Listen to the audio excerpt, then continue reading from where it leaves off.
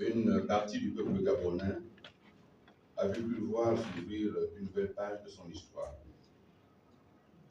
L'annonce par les auteurs du coup d'État de la mise en place du comité pour la transition et la restauration des institutions CTRI résonnait comme la promesse d'un nouvel avenir. Mettre fin au régime Congo et à ses pratiques présumées. Alors,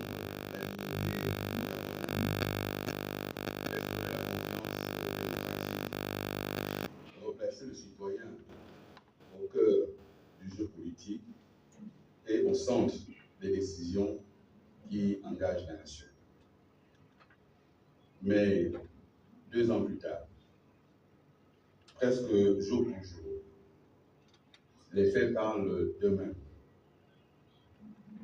La promesse d'un essor vers la félicité a bien paru. Et les mots ont de plus en plus de mal à masquer la réalité. Cette réalité, c'est que le nouveau pouvoir est la reproduction à la caricature du pire de l'ancien régime. Dans ce sens, le double scrutin du 27 septembre dernier, censé tourner la page définitive de la transition, a révélé au grand jour une réalité crue. Loin d'avoir corrigé les errements du passé, le pouvoir militaire n'a fait que recycler à son profit ce qu'il prétendait dénoncer. Ces élections législatives et locales tant attendues ont été entachées d'irrégularités si graves que même les soutiens affirmés des nouvelles autorités les ont dénoncées avec vigueur et rigueur, preuve à l'appui.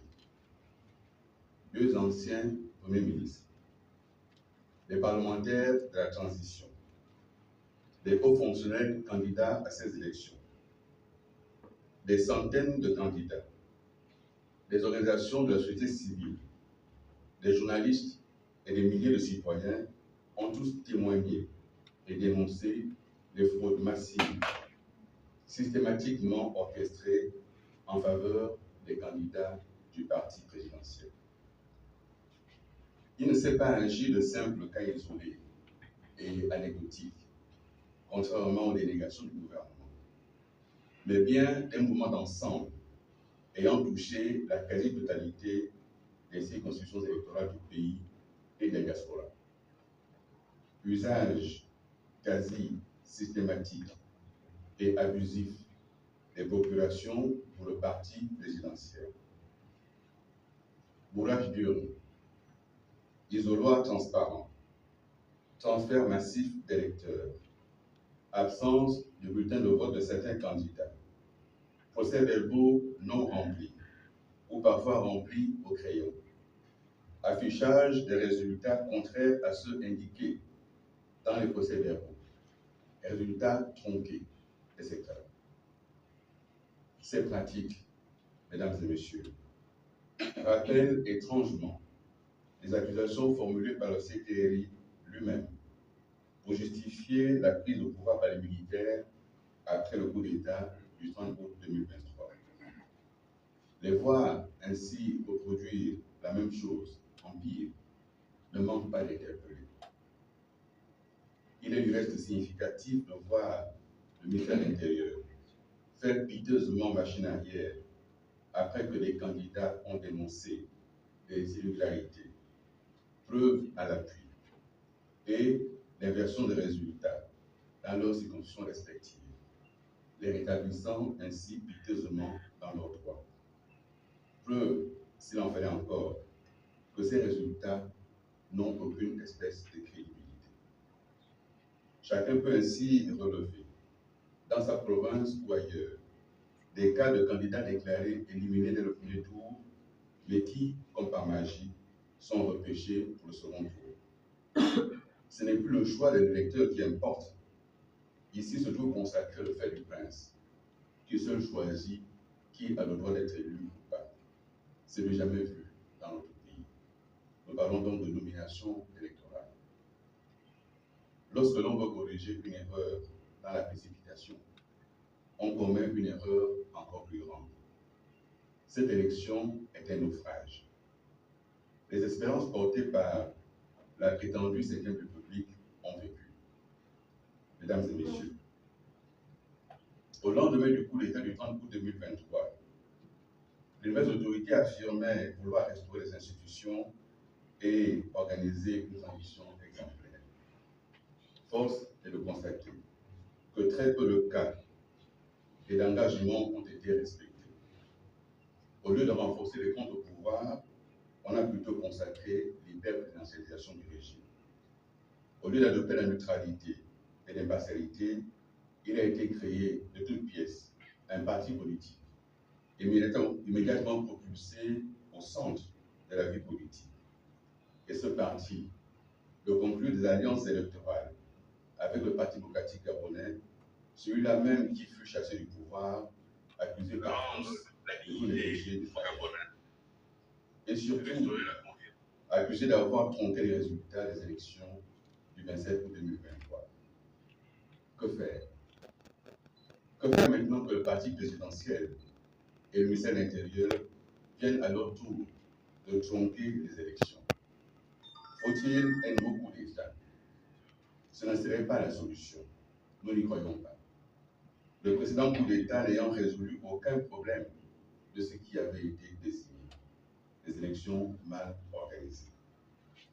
Mes chers compatriotes, le 27 septembre écoulé, le Gabon avait une occasion historique de refonder son pacte démocratique et républicain. Mais la transition, grisée par les résultats du référendum et de la présidentielle, qui relevaient davantage de la volonté de tourner la page et non pas d'une vraie élection démocratique, cette transition, loin d'incarner un renouveau, se révèle n'être qu'une continuité masquée.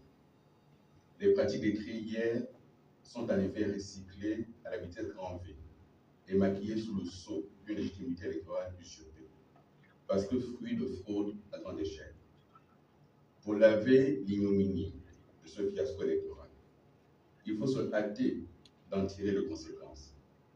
Les instances de gestion de l'élection viennent de prouver leur incompétence à la face du monde, de même que leur partialité en faveur du parti présidentiel. Lorsque partout, sur le territoire national, les mêmes cris s'élèvent pour dénoncer les mêmes fraudes, ce n'est pas une fraude d'État. Le 27 août, c'est l'État qui a fraudé. La lecture des résultats provisoires par le ministre de l'Intérieur a donné parfois lieu à des moments d'anthologie qui ont révélé l'impréparation et l'improvisation. Nombre de votants plus élevé que le nombre d'inscrits par endroit, doutes émis en direct sur certains résultats, deuxième lecture de certains résultats corrigés sans explication aucune, et que dire des cas observés dans la diaspora. Une bourrée, comme au Gabon, centre de vote fermé à la dernière minute et déplacé à des dizaines, voire des centaines de kilomètres des lieux du vote, usage massif, systématique et abusif des populations en faveur d'un seul parti, etc. Comme si tout cela ne suffisait pas, il a fallu que la Cour constitutionnelle, encore elle, s'en mêle en autorisant le ministère de l'Intérieur à violer la loi pour ce qui est de l'organisation, notamment l'obligation d'authentification des bulletins de vote. Mesdames, Messieurs, il s'agit là d'une violation manifeste de la transparence et de la sécurité des élections. Aujourd'hui, plus que jamais, il nous faut dire les choses avec clarté. Le Gabon ne pourra se relever de ce marasme que si la promesse faite par les militaires le 30 août 2023 redevenait une exigence réelle. Aussi, au regard des fraudes massives du manque constaté et des irrégularités manifestes qui ont entaché l'ensemble du processus électoral, entamant ainsi la crédibilité des résultats, nous exigeons l'annulation pure et simple de ces élections. Leur nouvelle tenue doit être conditionnée à la prise en compte d'un certain nombre d'exigences et gages de transparence, notamment le limogeage de toute la chaîne responsable de ce désastre, la mise à plat du fichier électoral, la suppression des procurations, l'interdiction de la transhumance électorale. Persister à aller au bout du processus actuel, c'est prendre les risques d'une crise de confiance majeure qui va renforcer encore plus la défiance des populations à l'égard de la chose publique, ce qui signerait l'échec définitif de la transition. Mesdames et messieurs, je voudrais, à ce stade de mon propos, et pour conclure, interpeller directement le chef de l'État. Monsieur le Président, vous avez perpétré un coup d'État le 30 août 2023 pour refuser, selon vous, que les résultats tronqués d'une élection maintiennent au pouvoir celui qui n'a pas gagné. Les Gabonais vous ont applaudi pour cela. Vous n'avez pas le droit aujourd'hui de laisser prospérer les résultats tronqués d'une élection bâclée. Il y va. Vous vous situez désormais à un point de bascule. Soit vous écoutez les voix lucides de milliers de Gabonais qui appellent à annuler ces élections, rejoignant ainsi les demandes formulées par vos soutiens et vos soutiens de la première heure. Et vous pouvez alors sauver votre crédibilité et l'honneur de notre pays. Soit au contraire, vous choisissez d'écouter les faucons qui vous disent que tout va bien, comme certains l'ont fait hier avec votre prédécesseur, et vous trouverez aux yeux du monde que le coup d'État du 30 août 2023 n'était pas une manière de rétablir la démocratie, mais une simple volonté de remplacer celui qui était là. Ce choix, vous n'aurez pas une deuxième fois. C'est le seul au cours de ce septembre. Le peuple vous regarde, le peuple vous attend. Mesdames, Messieurs, merci pour votre mandat.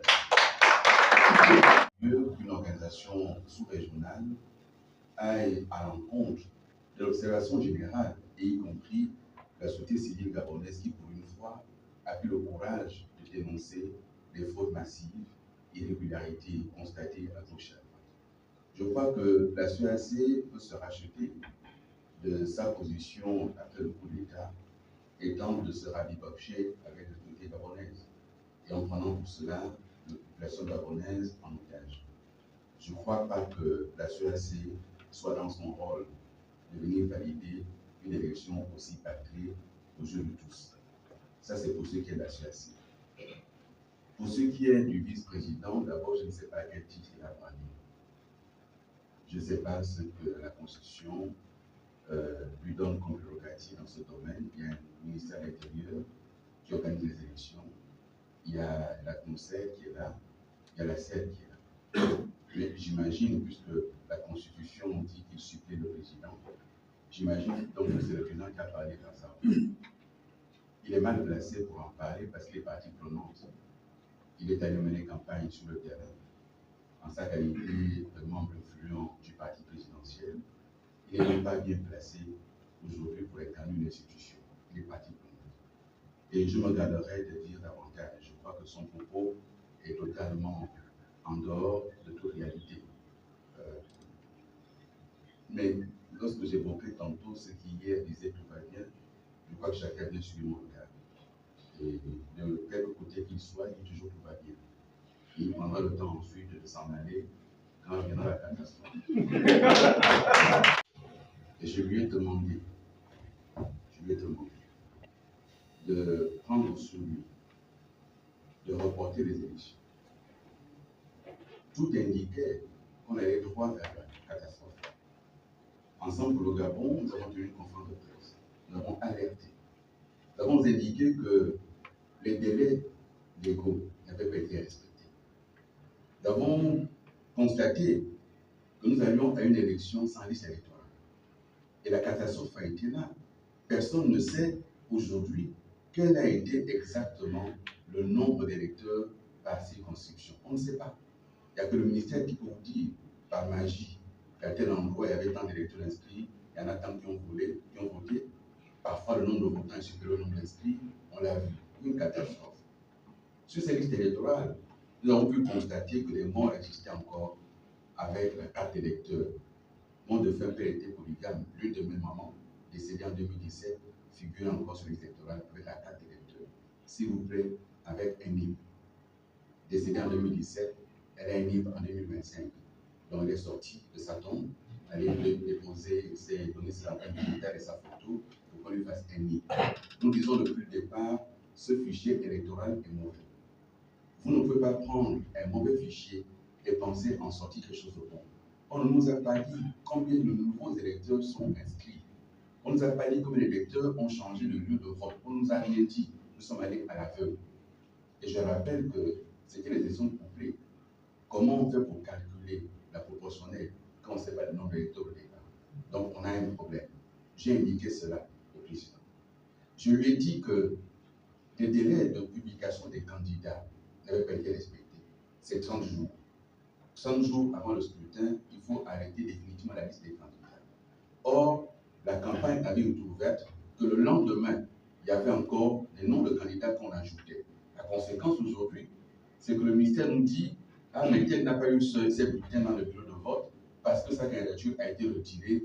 Il y a eu un contentieux sur sa candidature. » Mais voyez-vous, si cela avait été arrêté 30 jours avant, chacun aurait su que monsieur n'est plus candidat. Vous imaginez un citoyen qui a mené campagne pendant 10 jours, qui a dépensé de l'argent, et on lui dit non, mais vous n'êtes plus candidat. Cela n'est pas crédible. Ensemble pour le Gabon a eu au moins 2 ou 3 candidats dont les noms sont apparus ailleurs dans d'autres provinces. Il est candidat de l'Angounier, le nom apparaît à Mouabi dans la Nyanga. On a un candidat dans le siège au 6e arrondissement, le nom apparaît ailleurs dans notre siège du 6e arrondissement. On a eu ces cas. On a eu des cas sur le terrain de gens qui ont voté sans pièce d'identité et sans carte d'électeur. On a eu des cas sur le terrain de multiples votes par des doublons. On a eu tout cela aujourd'hui en 2025. Et donc, il faut prendre la mesure de ce qui s'est passé. La crédibilité des autorités et du Gabon se joue.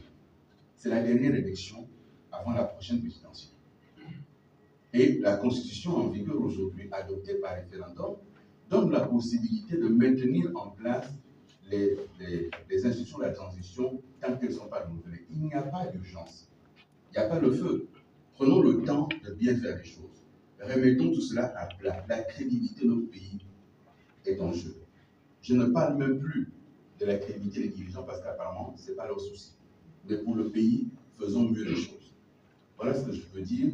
Et naturellement, qu'est-ce qu'on peut avoir comme proposition? Je l'ai indiqué tantôt. 1, on arrête tout ça. 2, on remet à plat le fichier électoral.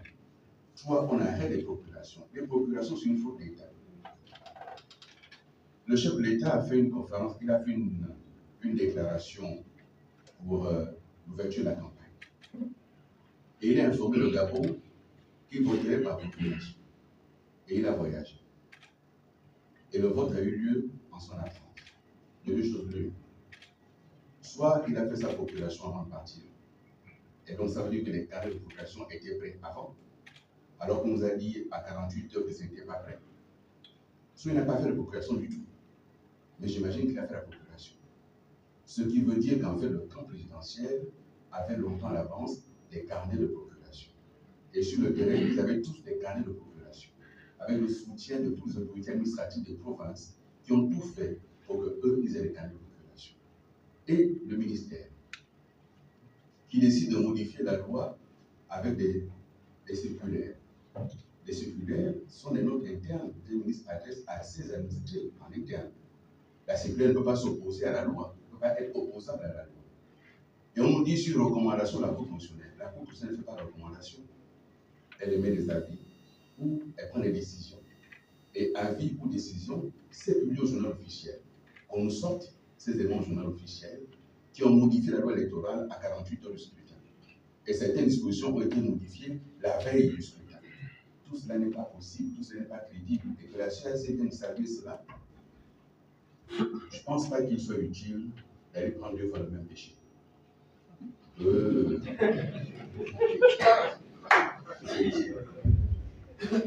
Et en s'accrochant au pouvoir, le Parti démocratique gabonais a donné l'opportunité aussi bien au nouveau parti présidentiel, à l'opinion, de le rendre coupable encore alors qu'il n'a pas géré cette élection. mais parce qu'il a voulu s'accrocher. Et voilà ce que ça en coûte. Le Parti démocratique gabonais a retiré ses recours qui auraient éliminé une bonne moitié des candidats du parti présidentiel. Aujourd'hui, ces candidats l'ont éliminé partout et l'ont laminé sur le terrain, en utilisant, comme vous le dites, les mêmes méthodes. Il fallait que les militaires, finalement, en prenant le pouvoir, nous prouvent qu'ils étaient capables de faire autre chose. Là, c'était un naufrage. C'est un naufrage. Et ceux qui ont accepté d'aller aux élections, tous sont allés aux élections. Ils avaient espéré que ce serait différent. Ils avaient en mémoire le référendum. Mais le référendum, nous avons alerté qu'il y a eu des bourrages liés au référendum. Nous avons alerté que les bureaux étaient composés uniquement de partisans du oui, partout sur le territoire. Nous avons indiqué que l'administration et l'armée avaient chargé d'ouvrir les urnes, mais personne n'a voulu entendre. On a été à la présidentielle, on a dit la même chose, personne n'a voulu entendre. Mais l'organisation a été différente cette fois-ci. La seule différence, c'est que là maintenant, chacun était concerné directement. Et que là maintenant, chacun a pu subir ce qui s'est passé. Et que là maintenant, chacun a pu constater tous les errements qu'il y a eu. Alors, oui, pour parler du cas spécifique d'Akambi, il est révélateur des incohérences et des inconséquences. Vous avez un candidat qui a tous ses procès-verbaux, qui a tous ses résultats, et qui arrive et dit au gouvernement, dit au ministère, vos chiffres sont faux, voici ce que j'ai.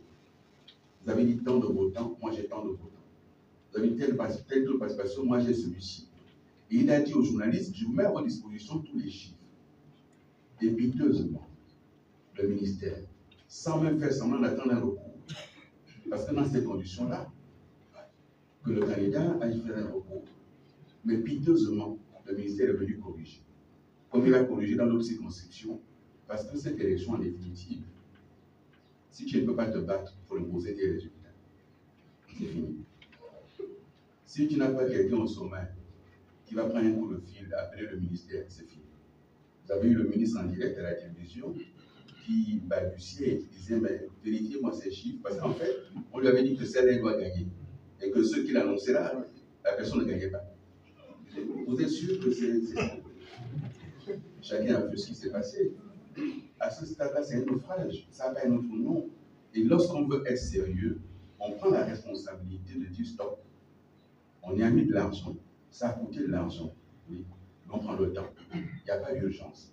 On reconduit le Parlement de transition et on prend le temps de bien organiser les élections pour que tout le monde soit satisfait et que le choix des Gabonais soit finalement reconnu. Il faut mettre un terme à la transhumance électorale. Vous évoquez ceux qui sont arrivés de la diaspora et qui étaient les grandes leçons. Je ne me permettrai pas de commenter cela. Je crois qu'ils ont pris ainsi sur les réseaux sociaux, leurs amis hier ont suffisamment de temps à leur consacrer. Moi, j'aimerais pouvoir consacrer mon temps à autre chose. Je pense qu'il serait sage d'entendre cela. Il serait sage d'entendre cela. On nous parle de 2% d'erreurs. Sur quelle base? Sur quelle base ces 2% sortent? Sur quelle statistique? Et lorsqu'on veut indiquer cela, quelle est la loi dans notre pays qui indique qu'à tel pourcentage c'est valable et à tel autre ce n'est pas valable? C'est quelle loi? Et donc chacun arrive comme ça à imaginer, à inventer et à essayer de sauver le soldat Sétéri qui se meurt. Il faut arrêter. Cette élection a été mal organisée. Et de mémoire, un parti qui a 2 mois d'existence ne peut pas gagner des élections sans aucune structure de base. Il faut arrêter. Ce parti est allé aux élections porté par la machine État et la machine de fraude d'État. C'est ce qui s'est passé. Et donc, ça ne sert à rien de polémiquer. Constatons que ça n'a pas fonctionné et prenons le temps de corriger. Je le dis encore une fois, il n'y a pas de feu. Lorsque je me suis levé et que j'ai dit au président qu'il faut reporter, je le lui ai dit devant ses collaborateurs et j'ai argumenté. Et il m'a dit qu'il a pris des engagements au niveau national et international et qu'il ne peut pas reporter. J'ai dit qu'il n'y a aucun totem sur une date. Il n'y a pas de totem. Ce qu'il faut, c'est qu'on ait une bonne élection, qu'on ait un Parlement qui soit crédible et représentatif. Déjà, ce Parlement a été rabaissé du fait de l'adoption de la nouvelle Constitution. Si en plus il devient un Parlement illégitime parce que il y a eu les députés de la transition, maintenant il y a les députés de la procuration. Et donc, il faut que dans la transition de la procuration, on ait de vrais députés. Tous ont été élus avec des procurations. Vous avez une circonscription, il y a 800 électeurs, vous avez un candidat qui a 500 procurations. Est-ce que c'est faisable? Il faut inquiéter son vote par procuration. Celui qui n'est pas disponible pour aller voter, mais ceux qui sont sur place votent. Ce qui compte, c'est les suffrages exprimés. Tant qu'au Gabon, on ne prend pas en compte la question de l'abstention et qu'on valide l'élection à partir des suffrages exprimés, il n'y a aucune obligation à faire voter par procuration. Surtout que les procurations sont devenues un problème. Il faut régler cela. Et donc, si on a fait un coup d'État en contestant les élections trompées et qu'on se met soi-même à tromper les élections, il y a un problème. Il y a un problème. La communauté internationale qui a salué la bonne organisation des élections a oublié de constater la manipulation des chiffres. 4,5% de suffrages exprimés se sont retrouvés se baladant comme sans être attirés à la présidentielle. Et sur 8 candidats, la NOCR a attribué les 4,5% à un seul candidat. Ça vous montre bien qu'il y a un problème dans cette histoire. Et c'est le gouvernement qui organise les élections. Et donc, le chef de l'État étant chef du gouvernement, c'est son autorité directe qui a ce désordre. C'est lui le chef du gouvernement. C'est lui qui est le patron du ministre de l'Intérieur. Lequel ministre de l'Intérieur est le patron de la NOCR et de la CR, Dupont et Dupont. La CR va dire là que ça s'est bien passé. Donc, Dupont et Dupont ne peuvent pas dire autre chose. Et c'est cela qu'il faut qu'on constate, ça n'a pas marché. Encore une fois, chers compatriotes, le sujet n'est pas de se positionner en donnant une leçon. Le sujet, c'est de se dire, il y a eu un moment dans ce pays, c'était un moment grave, et le peuple y a cru. Mais modestement, dès le départ, j'ai indiqué que ça, ce que j'observe, c'est la reproduction de l'ancien système. Et certains ont ri. Et certains ont dit, mais lui, qu'est-ce qu'il raconte? Et ils ont dit, on ne peut pas l'entendre. Mais chacun constate toujours. Et s'il y a un minimum de crédibilité qu'ils veulent encore avoir, il faut qu'ils annulent ces élections. Ça ne sert à rien de persister. Ces élections-là ne sont pas crédibles. Et ceux qui vont siéger n'auront aucune crédibilité pendant 5 ans. Et je sais ce que c'est de pouvoir gérer sans crédibilité.